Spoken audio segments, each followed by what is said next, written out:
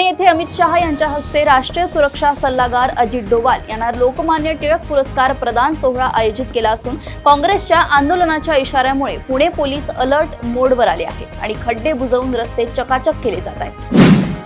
ICMRच्या अहवालानुसार भारतात 5 ते 19 वर्षे वयोगटातील 4,01,00,000 मुले स्थूलतेने ग्रस्त असून महाराष्ट्रातही 16% अधिक मुले व मुली लठ्ठपणाच्या समस्येला सामोरे जात आहेत।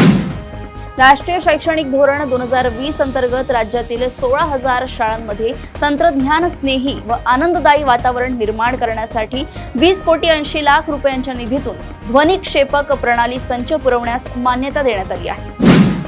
कोल्हापूरमधील 11 फाउंड्री उद्योगांनी एकत्र येत सौर ऊर्जा आणि भंगार साहित्याचा पुनर्वापर करून कार्बन उत्सर्जन मोठ्या प्रमाणावर कमी करत राज्यासमोर एक पर्यावरणपूरक आदर्श निर्माण केला आहे। अमरावती जिल्ह्यात मुसळधार पावसामुळे निर्माण झालेल्या पूर परिस्थितीचा आणि विस्कळीत जनजीवनाचा आढावा घेण्यासाठी उपमुख्यमंत्री सुनेत्रा पवार यांनी जिल्हाधिकाऱ्यांशी दूरध्वनीवरून चर्चा करून तत्काळ मदतीचे निर्देश दिले आहेत। मुख्यमंत्री माझी लाडकी बहीण योजनेची KYC प्रक्रिया पूर्ण न झाल्यामुळे आणि छाननीत अपात्र ठरल्याने 66 लाख महिलांची नावे लाभार्थी यादीतून हटवण्यात आली असून आता 1,66,00,000 महिला पात्र ठरल्या आहेत। दिल्लीतील आंदोलनात मिळालेल्या यशानंतर कॉक्रोच जनता पार्टीचे अभिजित दिपके यांना आपल्या पक्षात खेचण्यासाठी उद्धव ठाकरे यांची शिवसेना आणि एकनाथ शिंदे यांची शिवसेना यांच्यात राजकीय रस्सीखेच सुरू आहे।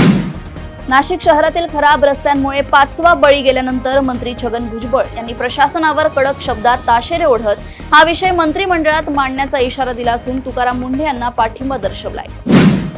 मराठा समाजाच्या सर्व मागण्यांबाबत राज्य सरकार अत्यंत सकारात्मक असून मनोज जरांगे पाटील यांच्यावर पुन्हा आंदोलन करण्याची वेळ येणार नाही असा विश्वास मंत्री राधाकृष्ण विखे पाटील यांनी व्यक्त केला आहे।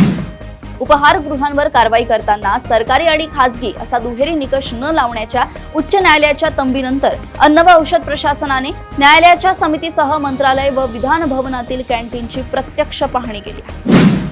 प्रदेशातील अशाच टॉप 10 बातम्या मी ऐश्वर्या आपल्यापर्यंत घेऊन येत राहील। तोपर्यंत बघत रहा देशोन्नती। नमस्कार।